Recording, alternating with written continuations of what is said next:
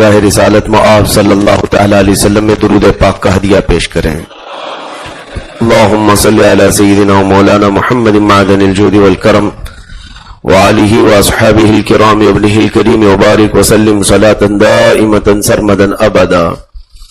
عزیزان گرامی وقار، رمضان المبارکہ کے اس جمعۃ الوداع میں ہماری شرکت ہے۔ توبہ کا مہینہ، صیام کا مہینہ، قیام کا مہینہ ہم سے رخصت ہونے کو ہے۔ وہ ماہ مبارک جس نے ہمیں راتوں میں کھڑا ہونا سکھایا، وہ پاکیزہ مقدس مہینہ جس نے ہمیں راتوں کو رونا سکھایا، یہ وہ شہر مبارک جس نے ہمیں لمبے سجدے کا ذوق دیا تھا، جس نے ہمیں تلاوت قرآن کی لذتیں عطا کی۔ قرآن سننا اور پڑھنا بنسبت دوسرے مہینوں کے اس ماہ مبارکہ میں کچھ اور ہی لذت تھی۔ اسی ماہ مبارک نے ہمیں خیرات کا جذبہ دیا، دوسروں کے درد کا احساس دیا، بھوک اور پیاس کی شدت سکھائی۔ نہ جانے ایک ماہ مبارک نے ہمیں ہزاروں نعمتوں سے نوازا، اور یقیناً اس کی رخصتی پر غمگین ہونا ایک مومن کی شان ہے۔ اس کی رخصتی پر ظاہر سی بات ہے جسے احساس ہوگا نعمتوں کا، وہ تو پکار اٹھے گا کہ اے رب ذوالجلال، اچانک مجھ سے یہ ساری نعمتیں ختم کر دی جائیں گی۔ ہمارے رات میں کھڑے ہونے کی لذت، قرآن پاک کی تلاوت کی لذت، اور ہمارے گھروں میں سحر و افطار کی یہ تمام رونقیں اچانک رک سی جاتی ہیں۔ بتاؤ میرے عزیزوں، کون ہے جو رات کے اندھیرے میں اپنے گھر اٹھتے ہوں اور چولہے جلاتے ہوں اور مختصر سے کھانے پر اکتفا کر کے جلد سے اپنے منہ کو بند کر لیا جاتا ہے کہ روزہ رکھنا ہے؟ اور کون ہے جو سورج کے ڈھلتے ہی مغرب کا وقت ہونے سے پہلے پہلے اپنے دسترخوانوں پر بیٹھ جاتے ہوں، ہزاروں نعمتوں کو سامنے پڑی ہوئی دیکھ کر کے بھی میرے مولا کا انتظار کرتی ہے قوم کہ جب رب تعالیٰ کی طرف سے حکم ہوتا ہے اذان مغرب کا، تبھی ہم اپنے حلق کو تر کر سکتے ہیں۔ باقی ہزار ٹھنڈے پانی، ہزار پھل میوہ جات رکھے ہوں، ہمارا ہاتھ نہیں بڑھتا۔ یہ صبر ہمیں رمضان نے سکھایا تھا، یہ اپنے آپ کو روکنے کا جذبہ رمضان نے ہمیں دیا تھا۔ یقیناً اس کے جانے پر ایک مومن اشکبار ہوتا ضرور ہے، لیکن افسوس اس بات کا ہوگا کہ اگر رمضان کے جانے کے بعد بھی یہ اعلان ہو گیا مولا کی طرف سے کہ فلاں بن فلاں نہیں بخشا گیا، اس کے روزے منہ پر مار دیے گئے، اس کی عبادتیں ضائع کر دی گئی، تو ہائے محرومی وائے حسرتا، مجھے بتاؤ پھر کس انتظار میں ہم اپنی زندگی کے دن کاٹیں گے؟ اور کون سی وہ گھڑی ہے جس میں بخشش کا اتنا بڑا دریا موجیں مارتا ہو؟ رب ذوالجلال کی ندائیں اور کون سی راتوں کو آنے والی ہیں؟ کیا آپ نے کبھی سنا ہے کہ لیلۃ القدر کے علاوہ یا رمضان کی راتوں کے علاوہ رب ذوالجلال اور سال بھر کی راتوں میں تمہیں بخشش کے لیے اعلان کرتا ہے، سوائے چند راتوں کے؟ لیکن رمضان کی ہر رات، حد تو یہ ہے میرے عزیزوں، میرے آقا صلی اللہ علیہ وسلم فرماتے ہیں ہر رات لاکھوں فرشتوں کو مولا اتارتا ہے کہ جاؤ میرے بندے دن بھر بھوکے تھے، رات کو ان کی تفریح قلب کے لیے تم ان کے ارد گرد رہ کر انہیں ٹھنڈک پہنچاؤ۔ ہر رات لاکھوں فرشتے اتارے جاتے ہیں۔ اور پھر یہ حدیث پاک میں ہے جب جمعۃ الوداع آتا ہے، آخری رمضان کا جمعہ، رمضان کا آخری جمعہ، پورے رمضان میں جتنے فرشتے اترے تھے سب ایک ساتھ آج اتارے جاتے ہیں، اور انہیں حکم بھی ہوتا ہے کہ جو بھوکے اور پیاسے تھے ان سے مصافحہ کر کے آؤ، جو میرے لیے بھوک برداشت کرتے رہے ان سے مصافحہ کر کے آؤ۔ حدیث پاک میں ہے آج کے دن اللہ کے ملائکہ کئی لوگوں سے مصافحہ کرتے ہیں۔ اور پھر یہاں تک کہ فرشتے جب ہم تلاوت کرتے ہیں روزے کے عالم میں، دوسرے تو ہمارے قریب نہ آنا پسند نہیں کرتے ہوں گے، لیکن رب کا حکم ہوتا ہے اے ملائکہ اپنا منہ ان کے منہ سے لگاؤ، اپنا منہ ان کے منہ سے لگاؤ اور ان کی تلاوتوں کو اپنے منہ سے لے لیا کرو. ہم روزے کے عالم میں جس طرح کی بھی ہمارے منہ میں بو آتی ہو، لیکن اللہ رب العزت ہمارے لیے ملائکہ کو اتارتا ہے. یہ تمام تر نعمتیں اچانک ہم سے اٹھا لی جائیں گی.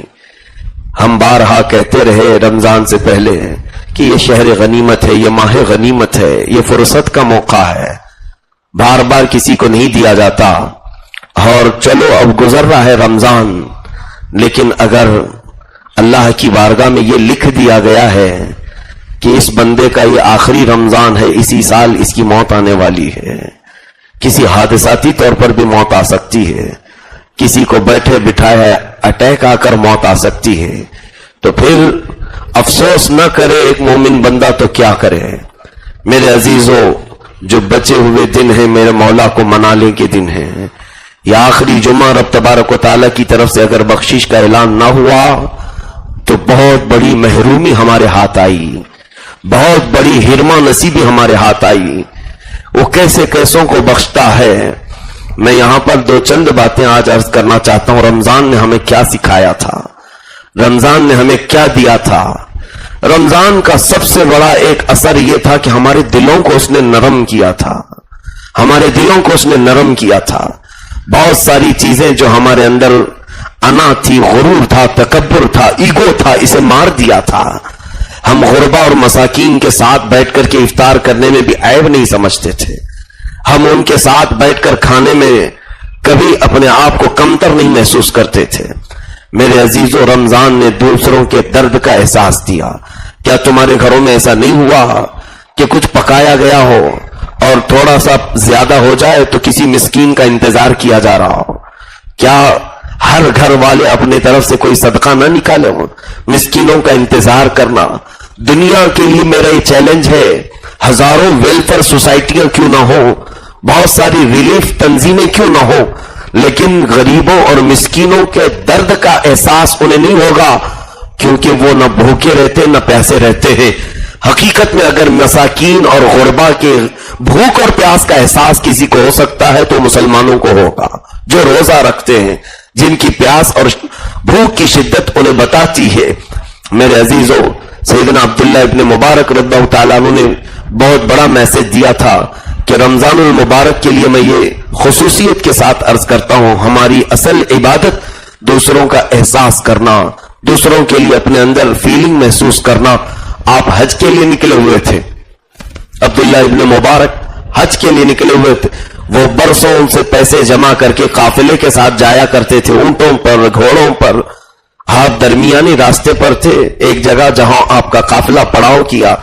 آپ دیکھتے صبح صبح کا وقت ہے، قریب میں کوئی غریب آبادی تھی، ایک جھوپڑی سے ایک چھوٹی سی ننھی سی بچی نکلی، 8 یا 9 سال کی بچی. وہ دوڑتی ہوئی آئی، کچرے کا ایک ڈھیر پڑا ہوا تھا، اس کچرے کے ڈھیر میں وہ کچھ سمیٹتی رہی اور ایک مری ہوئی چڑیا ملی تو اس کے پر نوچ کر کے وہ آدھی چڑیا کھائی اور لے کر جانے لگی. ابن مبارک فرماتے ہیں مجھے تھوڑی سی گھن سی ہوئی کہ ایک مردہ پرندہ یہ بچی کیسے کھا رہی ہے. میں دوڑ کر اس کے پاس گیا اور اس سے پوچھا کہ بیٹا کیا تو مسلمان ہے؟ کہا ہاں، میرے آبا و اجداد مسلمان ہیں، میں مسلمان ہوں. کہا یہ مری ہوئی پرندے کو تو کیسے کھا رہی، چڑیا کو؟ تو اس چھوٹی سی بچی نے اپنا سر جھکا لیا اور کہا اے آنے والے بزرگ، بتاؤ جس کے گھر میں 8 دن سے کھانا نہ پکتا ہو، جہاں روزی آنے کے کوئی ذریعے ہمارے پاس نہ ہو، نہ ہمیں کوئی خیرات کرنے والا ہے، کیا اسلام اس بات کی بھی اجازت نہیں دیتا کہ جان بچانے کے لیے مردہ کھا لیا جائے؟ ابن مبارک فرماتے میرا دل دہل گیا. میں اس کے گھر جا کر دیکھا تو سارے کے سارے برتن سوکھے پڑے ہوئے ہیں.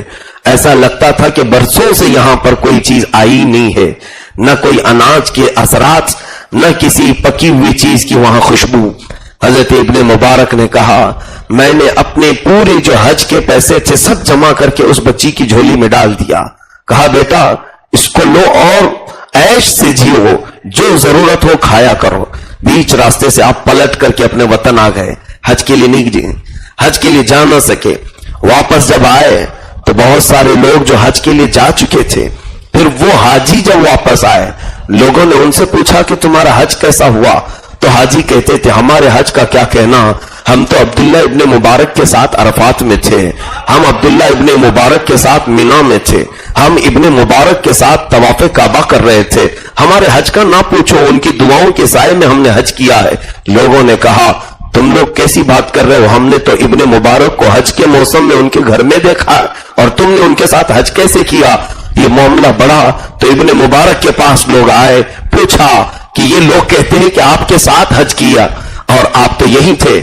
آپ رونے لگے، میرا رب ذوالجلال بڑا مہربان ہے، میں نے ایک بچی پر کیا رحم کیا، اس نے مجھ پر ایسا رحم کیا کہ میری شکل کا ایک فرشتہ میرے لیے حج کے لیے بھیجا اور وہ ہماری جانب سے حج کرتا رہا۔ عزیزان گرامی، یہی عبداللہ ابن مبارک رضی اللہ تعالیٰ عنہ نے فرمایا اصل عبادت تو یہ ہے میرے عزیزوں، کسی کے درد کا احساس کرنا، کسی کے دردوں کے متعلق اپنے اندر فیلنگ لانا، اور یہ سب سے بہترین موقع رمضان ہمیں دیتا ہے۔ آج ہزاروں مساکین خوشحالی سے اپنے گھروں میں افطاری کر رہے ہیں، جو سال بھر ان کے گھر نہیں پہنچتے تھے، آج ان کے گھروں میں وہ سب آ جاتا ہے۔ مجھے تو اس چیز کا درد ستاتا ہے کہ سب سے زیادہ اگر رمضان کے جانے کا کسی کو درد ہوتا ہوگا تو غربا اور مساکین کو ہوتا ہوگا، غریبوں کو ہوتا ہوگا، کیونکہ ان کے دسترخوان پھلوں سے بھر جاتے تھے، ان کے دسترخوان شربتوں سے بھر جاتے تھے۔ جہاں امیر شربت بناتا تھا غریب کو بھی دے دیتا تھا، جہاں امیر اپنے لیے پھل خریدتا تھا اسے انہیں بھی دے دیا کرتا تھا۔ امیروں کو کہاں احساس کہ رمضان جا رہا ہے، پیسے لیا پھر جو من کیا خرید لیا۔ غریبوں کو سب سے زیادہ احساس ہوگا کہ ہمارے گھروں میں اب اچھی خوشبو والے کھانے ختم ہو جائیں گے۔ میرے عزیزوں، رمضان المبارک کے جانے کا احساس کرنا یہ سنت رسول ہے۔ میرے آقا صلی اللہ تعالی علیہ وسلم بے اختیار رو پڑتے تھے، رمضان کے گزرتے ہی آپ کی ہچکیاں بندھ جاتی تھیں۔ صحابہ کرام کے حالات یہ تھے کہ کچھ صحابہ کرام بیمار ہو جاتے تھے، ان کی عیادت کے لیے لوگ آتے تھے، پوچھا جاتا تھا کیوں؟ کہا جاتا تھا کہ اچانک اب رب کے کئی دروازے ہم پر بند ہو رہے ہیں، کئی دروازے آج بند کیے جا رہے ہیں، تو اے لوگوں ہم بیمار نہ پڑیں اور نہ روئیں تو پھر کیا کریں؟ ہم اپنے نصیب کو رو رہے ہیں۔ حضرت عمر ابن خطاب جن کی نیکیوں کا حال یہ ہے، مصطفیٰ کریم صلی اللہ علیہ وسلم نے فرمایا کہ آسمان کے جتنے تارے ہیں اتنے عمر کی نیکیاں ہیں، اس کے باوجود وہ عمر ابن خطاب عید کے دن سارے لوگ عیدگاہ کی طرف جا رہے ہیں، یہ پرانا لباس پہن کر کے گھر میں روتے ہوئے بیٹھے ہیں۔ رمضان گزر گیا ہے، رمضان چلا گیا ہے، اور آپ لوگوں نے آ کر کے پوچھا امیر المومنین سے کیا آپ اس وقت رو رہے ہیں؟ یہ عید کا دن ہے، خوشیوں کا دن ہے۔ سنو میرے عزیزو، ہم جو عید مناتے ہیں وہ امیر المومنین کی عید کیا تھی؟ کہتے ہیں اے لوگوں، عید تو اس کی ہے جس کے متعلق مولا نے رب کی طرف سے یہ فرمان آیا ہوگا کہ اس کے روزے منہ پر مار دو، اس کی عبادتیں اس کے منہ پر مار دو۔ تو میری عید نہیں وعید ہے، میں اس خوف سے رو رہا ہوں کہ نہ جانے ہمارے روزے قبول ہوئے بھی ہیں کہ نہیں ہوئے۔ ہمیں کہاں احساس ہے، ہم تو اپنی خریداری میں مست ہیں۔ جو کچھ بھی روزے نہیں رکھا وہ بھی سب سے زیادہ شاپنگ میں مصروف ہے، جو کبھی تراویح نہ پڑھا وہ اپنے گھر کو سجانے میں مصروف ہے۔ میرے عزیزو، یہاں رمضان کے جانے کا احساس میں سمجھتا ہوں اس کو ہوگا جس نے پابندی سے تراویح پڑھی تھی، اس کو درد کا احساس ہوگا جس نے الف لام میم سے لے کر والناس تک قرآن سننے کے لیے دوڑتا ہوا آیا ہوگا، اسے رمضان کے جانے کا احساس ہوگا جو فجر کی اذان ہونے سے پہلے پہلے مسجدوں میں قدم رکھتا تھا، اسے رمضان کے جانے کا احساس ہوگا جو اپنی سادی سی افطاری میں بھی رب کا شکر بجا لاتا تھا، صرف کھجور اور پانی پر مولا کے شکر بجا لاتا تھا، اسے رمضان کے جانے کا احساس ہوگا۔ باقی جن کے نہ روزے تھے، نہ تراویاں تھیں، نہ ان کی تلاوتیں تھیں، انہیں کیا ہے؟ رمضان ویسی ہے جیسے اور دن تھے۔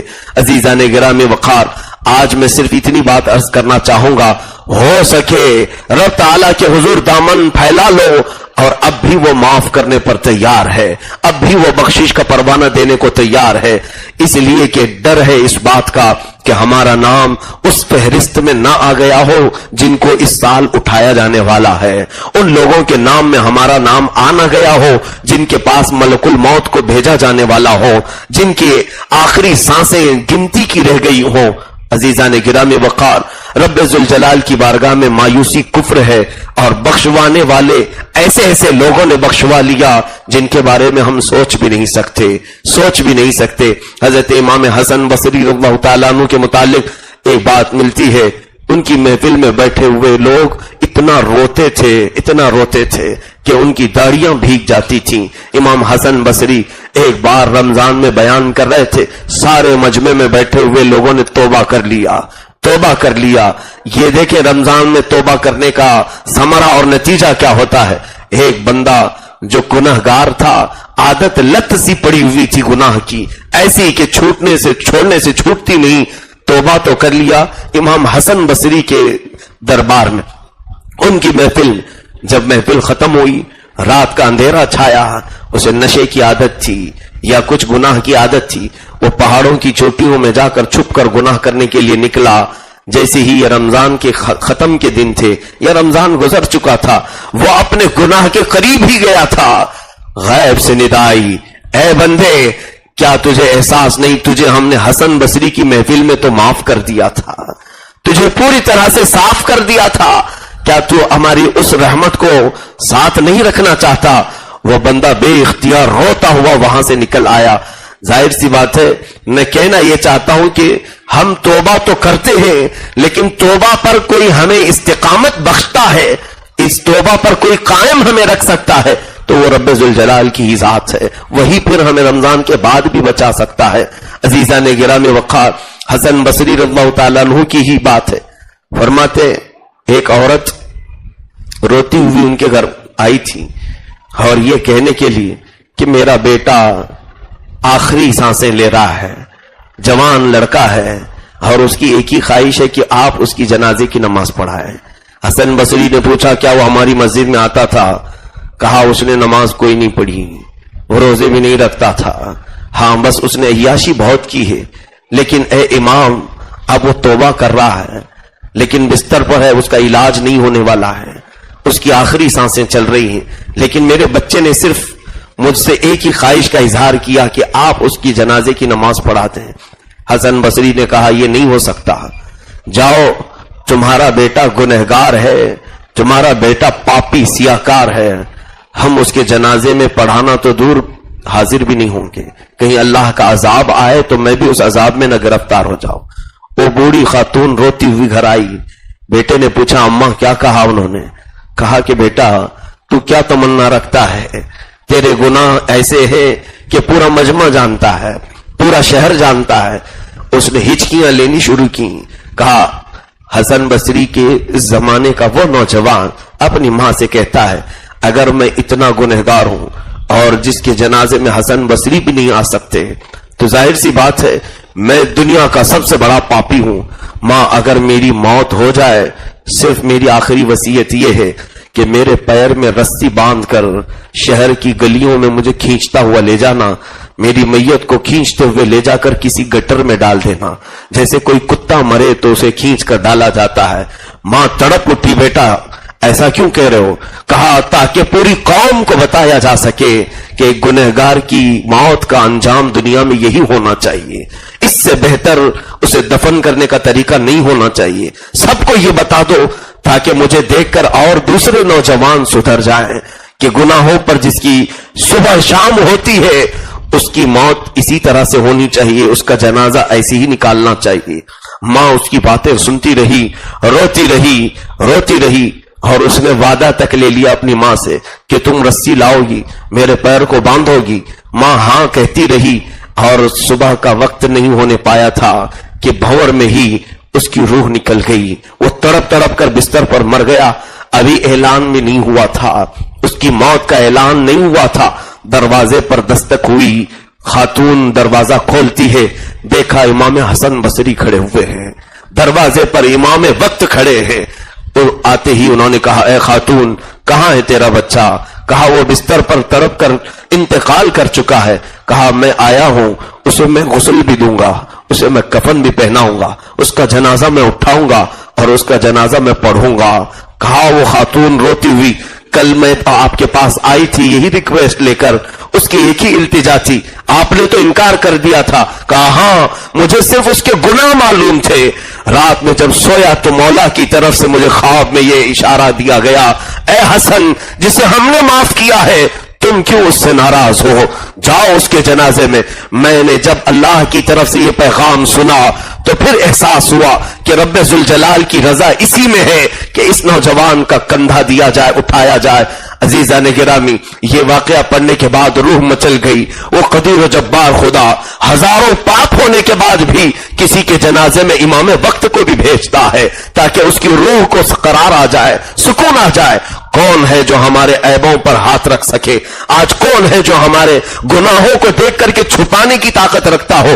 میاں ہم نے جن کو دوست بنایا ہے, اگر ہم اپنے رات کی تنہائی کے گناہوں نے شیئر کر لیں تو پھر نہ جانے ہزاروں میں ہمیں ذلیل کریں گے, ہزاروں میں ہمیں رسوا کریں گے. ایک تمہارا خالق ہے, ایک تمہارا پروردگار ہے جسے سب ہمارے دلوں کے وسوسے بھی معلوم ہے, ہمارے آنکھوں کی خیانتیں بھی معلوم ہے. لیکن بندہ جب اس سے صلح کرتا ہے, رو کر اس سے صلح کرتا ہے, تو مولا نہ صرف اس کے گناہوں کو چھپاتا ہے بلکہ اس کے اعزاز میں وقت کے بڑے بڑے لوگوں کو بھیجتا ہے. اسی طرح سے خلیفہ ہارون رشید کے زمانے میں ایک شخص ایسا تھا جو بہت ہی گنہگار تھا, بہت گناہ کرتا تھا. اور اس کے گناہ کیا تھے؟ روزانہ ایک طوائف کے کوٹھے پر رہتا تھا اور روزانہ شراب کی ایک بڑی بوتل خریدتا تھا, بڑی بوتل خریدتا تھا.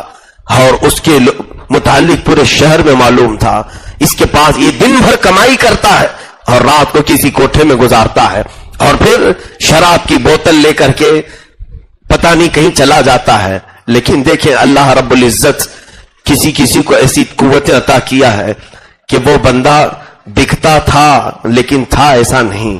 جب اس کا انتقال ہوا تو بادشاہ وقت جب چلتا ہوا جا رہا تھا تو لوگوں نے اس کی لاش کو لا کر کے پھینک دیا تھا. کوئی جنازہ پڑھنے کو تیار نہیں, کوئی اٹھانے کو تیار نہیں. تو وہ سفر بادشاہ کا سواری سے گزر رہا تھا تو بادشاہ نے رکوا دیا, پوچھا کہ کس کی لاش ہے؟ کہا گیا فلاں فلاں کی ہے. کہا اس طرح سے پھینکا نہیں جائے گا, اٹھاؤ اسے دفن کیا جائے گا, مسلمان کی لاش ہے چاہے جتنا بھی گناہ کیا ہو. بادشاہ نے جنازہ پڑھا اور جب دفن کرنے کے لیے گئے اس کی بیوی دھاڑے مارتے ہوئے روتی ہوئی آئی, آج میرے مولا کی ذات پر مجھے اتنا یقین ہوا. اس بادشاہ نے پوچھا کیسے, کیا بات ہے ذرا بتاؤ بیوی. اس خاتون نے کہا پورا شہر سمجھتا ہے میرا شوہر زانی تھا, میرا شوہر شرابی تھا, لیکن بادشاہ سلامت بات ایسی نہیں تھی. میرا شوہر صرف قوم کو, اللہ کی مخلوق کو گناہ سے بچانے کے لیے اپنے پیسے خرچ کرتا تھا. کیسے؟ کہتی ہے کہ روزانہ وہ کماتا تھا اور جا کر کے کسی ایک عورت جو طوائف ہے اس کے کوٹھے کو رات بھر اجرت پر لیتا تھا. وہ صرف اس لیے لے کر کے بیٹھ جاتا, نہ وہ زنا کرتا تھا نہ اس سے ملاقات کرتا تھا, بلکہ اس کو خاموش ایک کونے میں بٹھاتا تھا اور کہتا کہ یہ پوری رات کی اجرت میں نے دی ہے. اور پھر صبح اٹھ کر کے خوشی سے یہ آتا کہ کئی گاہکوں کو میں آنے سے روک دیا, کئی گراہک کو میں اس کے کوٹھے پر آنے سے روک دیا. اکثر اپنے پیسے اس طرح سے خرید کر کے لوگوں کو آنے سے روک دیتا اور شراب کی ایک بوتل روز خریدتا, لے جا کر کے نالی میں بہا کر آتا اور مولا سے کہتا مولا تیری کائنات سے میں نے تھوڑا سا گناہ کم کرنے کی کوشش کی ہے, تھوڑا سا بوجھ کم کرنے کی کوشش کی ہے, لیکن یہ معاملات کون جانتا ہے. جب وہ گھر آتا اس کی بیوی سمجھاتی قوم تو تمہیں زانی اور شرابی کہہ رہی ہے, تم کیا یہ سب کام کر رہے ہو؟ تو وہ کہتا تھا قوم اگرچہ مجھے زانی اور شرابی کہہ رہی ہے, کوئی مجھ کو میرا جنازے کے لیے بھیجے گا. وہ زندگی میں کہہ کر کے مر گیا. اس کی خاتون کہتی ہے میں نے اس کی لاش کو لوگوں کے حوالے جو کیا صرف یہ دیکھنے کے لیے, ہاں کیا رب تعالی حقیقت میں اس کے تمام اعمال کو دیکھ رہا تھا. جس وقت تمہاری سواری آئی اے بادشاہ میری روح پکار اٹھی. وہ قدیر و جبار خدا کسی کو مایوس نہیں کرتا. جب بندہ اس کی طرف بڑھتا ہے یا اسے راضی کرنے کی کوشش کرتا ہے تو بے اختیار وہ بخشش کا اعلان فرماتا ہے. عزیزان گرامی وقار, بے شمار لوگوں نے رب تعالیٰ کو منا لیا اپنی زندگی میں اور اس سے اپنی معافی بھی کروا لی. لیکن آج جو ہم زندہ ہیں ہمیں ہماری فکر کی ضرورت ہے. آج ہمیں ہماری فکر کی ضرورت ہے. جو جا چکے ان کے فیصلے ہو چکے ہوں گے, ان کو کہاں رکھا گیا یہ اللہ بہتر جانتا ہے. ان میں سے بعض وہ ہوں گے جن کو اللہ رب العزت نے کچھ نیکیوں کی بنیاد پر آرام و سکون کی نیند دے دیا ہوگا. کچھ وہ ہوں گے جو عذاب میں جھلس رہے ہوں گے. میں کل ہی پڑھ رہا تھا کہ قبر میں جو تپش ہوگی, آج ہم 40 ڈگری پر چلاتے ہیں, ہائے گرمی ہائے گرمی, ہم بنا اے سی کے رہتے نہیں. میں نے ایک روایت یہ پڑھی کہ قبر میں جو دہکایا جائے گا آگ میت کے لیے, اگر اس سے 12 میٹر دور کوئی ایک بڑا جانور بیل یا بھینس گزار دیا جائے, اس سے 12 میٹر دور, تو وہ بھون کر کے کباب بن جائے گی.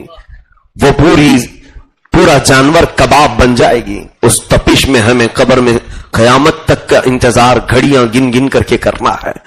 میرے عزیزو, کیا یہ تمام چیزیں ہمارے عبرت کے لیے نہیں ہیں؟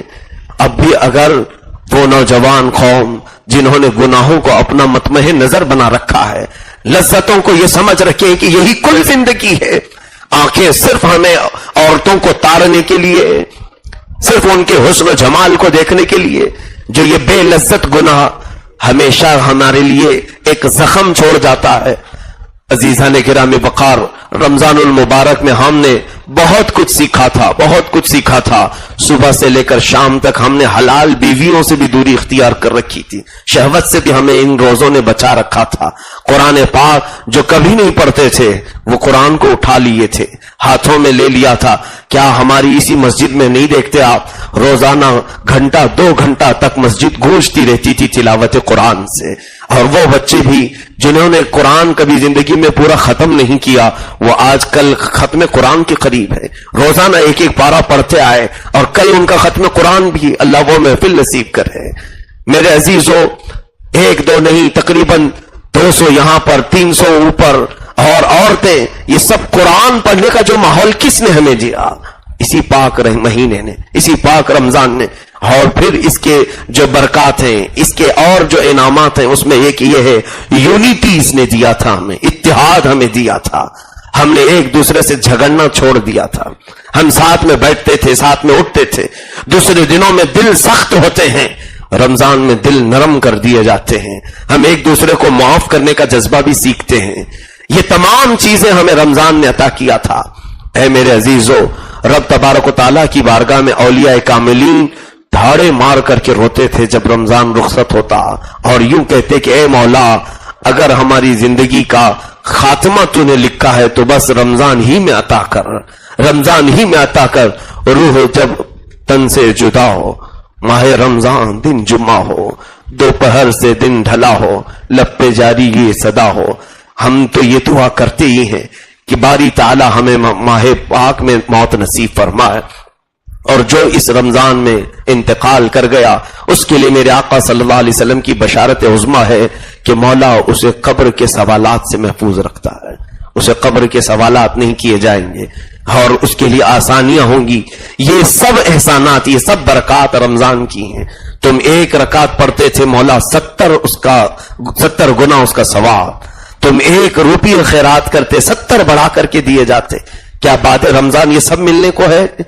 ہم جس چیز کی بھی نیکیاں کر رہے تھے ہمیں 2 گنا نہیں, 6 گنا نہیں, 70 گنا مل رہے تھے ہر چیز. ہائے افسوس, ہم نے کھیلوں میں اس رمضان کو گزارا ہے, ہم نے اوقات کو ضائع کیا ہے, ہم نے رمضان المبارک کو ایسے ہی کیئرلیس کیا ہے جیسے اور دنوں کی طرح. ان لوگوں کا کیا ہوگا جو رات بھر کیرم کھیلنے کے لیے رمضان کی راتوں کو لائٹنگ کرتے تھے. ان لوگوں کا کیا ہے جو پورے رمضان المبارک میں رات صرف شباشی کرتے ہوئے اس لیے گزارتے کہ آؤ چند لوگوں کی غیبت کریں, چند لوگوں کی برائیاں سنیں. ان کے لیے یہ رمضان وعید بن جائے گا قیامت کے دن. جس کے حق میں, جس کی شفاعت کرنے کے لیے رمضان آ گیا, پھر اسے جنت میں جانے سے کوئی روکے گا نہیں. اللہ تعالیٰ کی بارگاہ میں رمضان کی شفاعت مقبول ہے. رب تعالیٰ اس کی شفاعت پر کئی لوگوں کو جنت عطا کرتا ہے. میرے عزیزو, بخشوالو مولا تعالیٰ کے حضور اپنے وہ تمام عیبوں کو اس کے سامنے رکھو. یقیناً اس رمضان کی جو برکات تھی اس میں سے ایک یہ بھی ہے کہ رمضان نے ہمیں رونا سکھایا تھا. ہم تو صرف اپنی چیزوں کے کھونے پر رونا جانتے ہیں, ہم تو اپنے مال کے گم ہونے پر رونا جانتے ہیں, لیکن یہ پاک مہینہ ایسا ہے جو اپنے مولا سے دوری پر بھی ہمیں رلا دیتا ہے. رات کی تنہائیاں, ہمارے ذکر کی شبوں میں ہم نے دیکھا ہے کہ بچوں کی آنکھوں سے آنسو کیوں جاری ہو جاتے ہیں, یہاں سجدوں میں دل کیوں تڑپ اٹھتے ہیں, روح کیوں کانپتی ہے.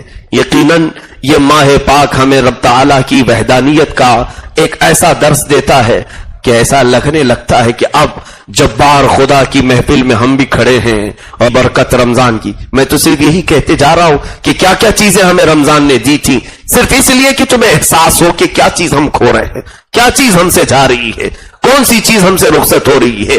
رمضان نے ہمیں ایک چیز اور خاص دی تھی, وہ یہ ہے بار بار دعا کرنا, بار بار مانگنا, رب تعالیٰ سے بار بار سوال کرنا.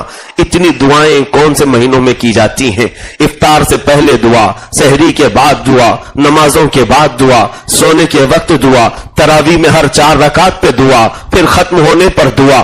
یہ تمام دعاؤں کا ذخیرہ کرے بندہ, مانگنے کی عادت ڈال لیتا ہے مولا سے, اور رب تعالیٰ کو ایسے سائلین بہت پسند ہے. وہ ارشاد فرماتا ہے فرشتوں سے کہ جو مجھ سے مانگتا ہے اسے دے دیا جائے گا, اگر دنیا میں نہیں تو قیامت میں اس کا اجر اسے دے دیا جائے گا. اور جو نہیں مانگتا مولا اس سے ناراض ہوتا ہے کہ اس بندے کو اب میری حاجت نہیں رہ گئی, اسے اب میری ضرورت نہیں رہ گئی. مجھے بتاؤ میرے عزیزو, کیا ہم نے رمضان میں بہت نہیں مانگا اللہ سے؟ بہت ہم مانگتے رہے. تو یہاں عاجزی بھی رمضان نے ہمیں دیا, انکساری ہمیں رمضان نے سکھایا تھا, خود غرضی نہیں منکسر المزاج بننا ہمیں رمضان نے سکھایا تھا. ہم بار بار رب ذوالجلال کے حضور شرمندگی کا احساس بھی کرتے رہے, اور جب بھی افطاری کے وقت بیٹھتے تھے کیا ہم یہ نہیں کہتے کہ مولا دن بھر میں جو کچھ ہو سکا ہم نے کیا ہے, قبولیت تیری شان پر ہے, قبولیت تیرے ذمہ کرم پر ہے. کیا ہم یہ نہیں کہتے تھے مولا جانے انجانے میں ہم سے خطائیں ہو چکی ہوں گی, تو اسے درگزر کر دے. یقین ہے جو بندہ اتنی مرتبہ رب تعالیٰ سے لگا ہوا تھا, اب مجھے بتاؤ جہاں یہ رمضان کا سورج غروب ہوا کون سی افطاری میں دعائیں ہوں گی, کون سے افطاری میں دعائیں ہوں گی, کون سی سحری میں اٹھ کر کے مولا سے مانگا جائے گا. ہاں میرے آقا صلی اللہ علیہ وسلم کی ایک حدیث پاک ہے, رب تبارک و تعالیٰ کو سب سے پسندیدہ عبادت کون سے وقت میں ہے؟ فرماتے ہیں سورج نکلنے سے کچھ دیر پہلے جب سارے لوگ میٹھی نیند سو رہے ہوں, کوئی بندہ اٹھ جائے اپنے بستر سے اور مولا سے مانگے. رب تعالیٰ کو بے حد پسندیدہ عبادت ہے, اور یہ عبادت صرف رمضان کے حصے میں آتی ہے. یہ صرف رمضان کے حصے میں سحری میں اٹھتے ہیں. سحری میں اٹھتے ہی لوگ جلد جلد اپنے اپنے ناشتوں سے فارغ ہو کر دعا میں مشغول ہوتے ہیں. کئی لوگ ہیں جو قرآن کی تلاوتوں میں مشغول ہیں, کئی ایسے ہیں جو اٹھتے ہی پہلے تہجد کی نماز ادا کر لیتے ہیں. بتاؤ یہ تہجد کا موقع رمضان کے علاوہ کہاں ملتا ہے؟ میرے عزیزوں, بہت بڑی بڑی نعمتیں جو پاکیزہ ماہ نے ہمیں دیے تھے وہ چند ہی سانسوں کے بعد اب ہم سے ختم ہونے کو ہیں. عید کے دن کا انتظار وہ کر رہا ہے جسے ناچنا ہو, جسے خوشیاں منانا ہو. ہم تو عید کا انتظار نہیں کر رہے, مولا کی بخشش کا انتظار کر رہے ہیں. اے رب ذوالجلال اس وقت تک ہم پر سے رمضان کو نہ ہٹا جب تک ہمارے نام کی مغفرت کا اعلان نہ ہو جائے, اور آخری راتوں میں بھی اگر ہم بخشے گئے تو مولا یہ اس کا فضل و کرم احسان عظیم ہے. اے میرے عزیزو, آج کے دن کی ایک اور خصوصیت ہے. آج پوری دنیا میں عالم اسلام میں یوم القدس کے نام سے لوگ ایک دن مناتے ہیں. جمعۃ الوداع کو بیت المقدس کا دن منایا جاتا ہے, یوم القدس. یہ احساس دلانے کے لیے کہ آج قدس پر جو یہودیوں کا غاصبانہ قبضہ ہے اس کی ہم مذمت کرتے ہیں. قدس کل بھی ہمارا تھا, آج بھی ہمارا ہے, اور ہم بازیابی کے لیے بارگاہ الہی میں دعا گو رہتے ہیں. رب ذوالجلال ہمارا قبلہ اول ہمیں پھر سے عطا کرتے ہیں, یہودیوں کے پنجوں سے اسے آزاد کرے ہیں. وہاں پر جو بچے ہیں, وہاں پر جو چھوٹی چھوٹی سی بچیاں ہیں جو بلکتی ہیں, اللہ ہم ابھی سفر سے وہاں کیا ہے جارڈن تک تو میں گیا, ان ظالموں نے مجھے بیت المقدس کے داخلے سے روک دیا تھا, مسجد اقصی میں جانے سے مجھے روکا گیا تھا. خیر ظالموں کی آج حکومتیں ہیں, لیکن وہاں کے غربا اور مساکین کو ہم نے دیکھا ہے جو مصر میں بھی آئے ہیں, جارڈن میں بھی آئے ہیں. ان کے لیے تو حالات ایسے ہیں کہ موت کسی بھی وقت ان کے سر پر ہے. کبھی بھی ان کے وقت پر ہے، سر پر ہے. اور اب تو ایسا ہو گیا ہے کہ ان کے ہاں موت کوئی معنی ہی نہیں رکھتی. تلواروں کے سائے میں ہم کہتے تھے کہ نمازیں پڑھتے ہیں مجاہدین، لیکن وہاں دیکھنے کو ملتا ہے ان کے سروں پر یہودی غاصب بندوق تانے کھڑے رہتے ہیں. وہ ان کی بندوقوں کو سائیڈ میں لگا کر سجدے میں چلے جاتے ہیں. وہ رکوع کرتے ہیں، ان کے سروں پر اس طرح بندوق تانے ہوئے سیکورٹی گارڈ یہودیوں کے کھڑے رہتے ہیں. چھوٹے سے بچے ہم نے دیکھا بندوق کو یوں ہٹائے اور رکوع میں چلے گئے، سجدے میں چلے گئے. ہم نے ان کی جواں مردی کو دیکھا. اور آج ان کے لیے بھی دعا کا وقت ہے میرے عزیزوں، جو ملک شام میں بلا قصور کے مارے جا رہے ہیں، بغیر کسی سبب کے مارے جا رہے ہیں. امریکہ اور اس کے دہشت گرد حامی جتنے ملک ہیں، ان سبوں نے ملک شام کو ایک ٹرائل گاہ بنایا ہے. نیا بم بنا کر کے وہ آزماتے ہیں کہ کتنا یہ کام کرتا ہے. نہتے بچوں کو تقریباً 8 سے 10 لاکھ گھر وہاں کے اجڑ چکے ہیں. 8-10 لاکھ کوئی معنی رکھتا ہے؟ اتنے گھر اجڑ چکے. کتنی مائیں ایسی ہیں جن کو ان کے بچوں کی خبر ہی نہیں، کتنے بچے ایسے ہیں جن کو ان کے والدین کی خبر نہیں، وہ زندہ ہیں بھی یا نہیں. اور ہم نے دیکھا جارڈن میں ابھی ریفیوجی کیمپ لگایا گیا ہے، جو سیریا کے ملک شام کے نہتے مظلوموں پر جو ظلم ہوا وہاں سے وہ بے گھر کیے گئے. اتنا بڑا کیمپ ہے جہاں تک نظر ڈالو. اور کیسا کیمپ ہے؟ کپڑے کی جھوپڑیاں ڈال کر انہیں دی گئی ہیں، پناہ میں رکھا گیا ہے. سخت چلچلاتی ہوئی دھوپ میں وہ صرف کپڑے کی ایک جھوپڑی میں زندگی بسر کر رہے ہیں. میرے عزیزو، آج امت مصطفیٰ آزمائش کے دور میں ہے. ہم نے جو نعمتیں کھائی اور آرام سے سوئے، ہم نے اگر ان کا احساس نہیں کیا تو کیسا اسلام ہم نے لیا ہے؟ کیسے مسلمان؟ اللہ کے نبی نے تو فرمایا مومن کی مثال ایک جسم کی طرح ہے. پورے مومنین ایک جسم کی طرح ہیں. ایک عضو کو تکلیف ہو تو پورے جسم میں بخار آنا چاہیے. آج قدس رو رہا ہے، کسی صلاح الدین کا انتظار کر رہا ہے. قدس آج پھر سے کسی عمر ابن خطاب کے انتظار میں ہے. ہم میں کون پیدا ہوگا؟ یہاں تو بولنے کی کسی کو ہمت نہیں ہے. بولو تو اسے مار دیا جائے، دبا دیا جائے، قید کر دیا جائے، قتل کر دیا جائے. میرے عزیزو، آج ظلم کے خلاف کوئی بولنے کو تیار نہیں. سب کو اپنی حفاظت پڑی ہے. کائے کے لیے مصیبت میں اپنا سر ڈالیں خواہ مخواہ بول کر کے. اگر ایسا ہی رہا تو پھر وہی حال ہمارا ہوگا جو میں بارہا کہا کرتا ہوں. جو فارم مرغیاں ہوتی ہیں بہت ساری پنجرے میں بیٹھی ہوتی ہیں، قصاب ایک ایک کو نکالتا ہے، کاٹتا ہے. کوئی مرغی واویلا نہیں مچاتی، کوئی مرغی چیخ پکار نہیں کرتی. وہ مرغیوں کو قتل ہوتے ہوئے دیکھتی رہتی ہے اور اپنے چرنے میں مصروف ہوتی ہے. یہی حال آج ہمارا ہے.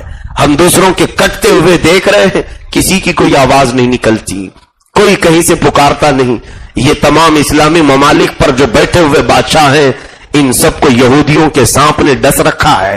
یہودیوں کا زہر ان کے جسموں میں ہے. یہ کیا بولیں گے؟ ان کی زبان میں یہودیوں نے اپنا گڑ اور شکر رکھا ہے. میرے عزیزو، ان سب کا انتظار نہ کرو. بس بارگاہ الہی میں ہم توبہ کر کے ہم سے جتنا ہو سکے ہم مذمت کریں اور ایک میسج دیں کہ ہم ظلم کے خلاف کل بھی تھے، آج بھی ہیں، اور ہمیشہ ہم ظلم کے خلاف ہوں گے. چاہے ظالم ہم میں سے ہو، چاہے ظالم کسی اور کمیونٹی سے ہو، ہم ظلم کے خلاف ہیں. مسلمانوں میں اگر کوئی ظالم کھڑا ہوا اس کی بھی ہم مذمت کرتے ہیں، اور اگر کافروں میں سے کوئی ظالم کھڑا ہے اس کی بھی ہم مذمت کرتے ہیں. آج یوم القدس ہے. دعا بھی کرے مولا تعالی نہتے مظلوم مسلمانوں کو، خاص طور پر فلسطین، عراق، شام، یمن کے مسلمانوں پر رحم فرمائے.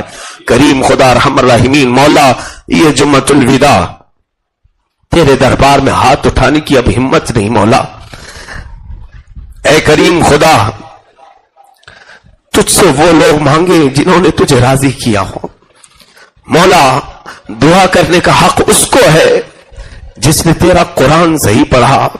دعا کرنے کا حق اس کو ہے جس نے اپنے سجدوں میں تجھے یاد کیا ہو. اے رب ذوالجلال، ہم کس ہمت کے ساتھ تیرے دربار میں ہاتھ اٹھائے جنہوں نے صرف رات کے گزرنے کا انتظار کیا. دھوپ لگتی تو افطار کے انتظار میں بیٹھے رہ جاتے. اے کریم خدا، ہم نے دردوں کا احساس کم کیا ہے، صرف اپنے کھانے کا انتظار زیادہ کیا. الہ العالمین، سنا ہے تیرے حبیب کریم صلی اللہ علیہ وسلم نے ہمیں فرمایا ہے تو اپنے بندوں سے 70 ماہوں سے زیادہ محبت کرتا ہے. اے کریم خدا، آج جب ہم بھوکے ہوتے ہماری ماں 70 بار ہم سے پوچھ لیتی ہے بیٹا کھایا یا نہیں کھایا. ہماری بھوک کو ہماری ماں برداشت نہیں کرتی. اے کریم خدا ارحم الراحمین، ہم نے بھوک اور پیاس جو برداشت کی فقط تیری رضا کے لیے، فقط تیری رضا کے لیے. الہ العالمین، ہم تیرے دربار میں نیکیوں تو کچھ لا نہ سکے، آج کے اس جمعۃ الوداع میں ہمارے 2 آنسو بھی ہماری بخشش کا ذریعہ بن جائے. مولا، جن کی آنکھیں آج بھیگی ہیں ان کی آنکھوں کو تو آگ حرام فرما دے، جہنم کی آگ ان سب کے لیے حرام فرما دے. اے کریم خدا ارحم الراحمین، یہ رمضان جو ہمیں رونقیں بخشتا تھا، جس کے اجالے تھے، جس کی راتیں بھی دن کی طرح تھیں، جس کی سحری، جس کی افطاریاں ہمیں ایک سرور بخشتی تھیں، ہم بڑے شوق سے اسے سجاتے تھے. مولا، کلام مقدسہ ہم بغیر کسی اکتاہٹ کے سنتے بھی تھے اور پڑھتے بھی تھے. اے رب ذوالجلال، تیرے کلام کی وہ مقدس آیات کبھی یاسین کی شکل میں، کبھی رحمان کی شکل میں، کبھی کہف کی شکل میں، کبھی ملک کی شکل میں، جو کچھ بھی ہم تلاوت کرتے تھے مولا، ایک احساس ہوتا تھا کہ تیرا میسج، تیرا پیغام براہ راست بندوں کو جو آیا ہے. اے رب ذوالجلال، اب اس ماہ مبارکہ کو جو ہم سے ختم کیا جا رہا ہے، اگر یہ مہینہ ہماری زندگی کا آخری مہینہ ہو مولا، بغیر بخشے ہوئے رمضان کو ہم سے ختم نہ فرما. الہ العالمین، آج ہماری آنکھیں اس لیے دکھ رہی ہیں کہ کہیں اس رمضان میں بھی تیرا یہ اعلان آ گیا کہ فلاں نہیں بخشا گیا ہے، فلاں کا بیٹا مردود ہے، اس کے روزے اس کے منہ پر مار دو، اس کی عبادتیں اس کے منہ پر مار دو.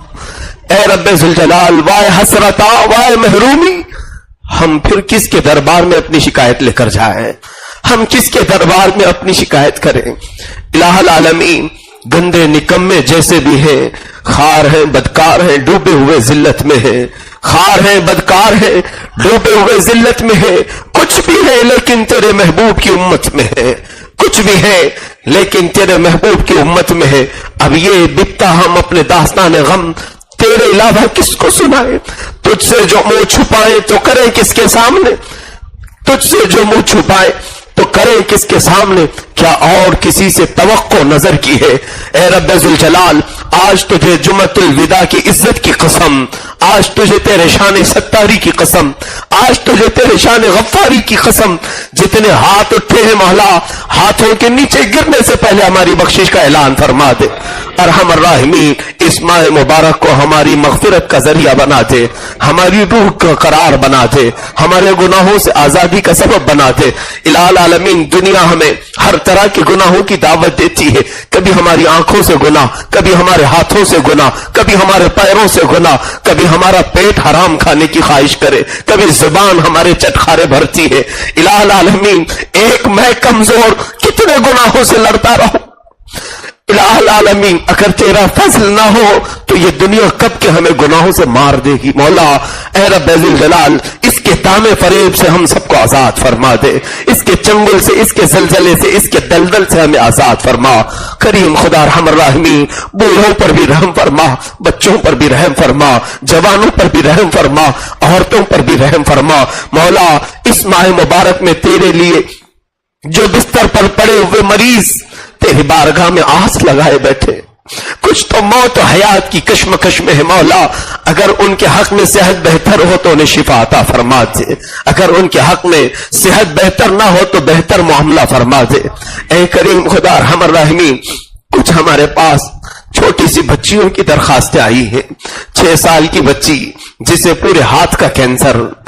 اے رب قدیر، ایک غریب گھر جو کینسر کے علاج کا بوجھ برداشت نہیں کر سکتا.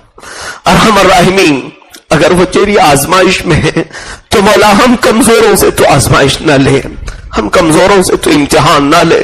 قدیر و جبار خدا، تو نے تو فرمایا لا یکلف اللہ نفسا الا وسعها، اللہ کسی جان پر اس کی طاقت سے زیادہ تکلیف نہیں دیتا.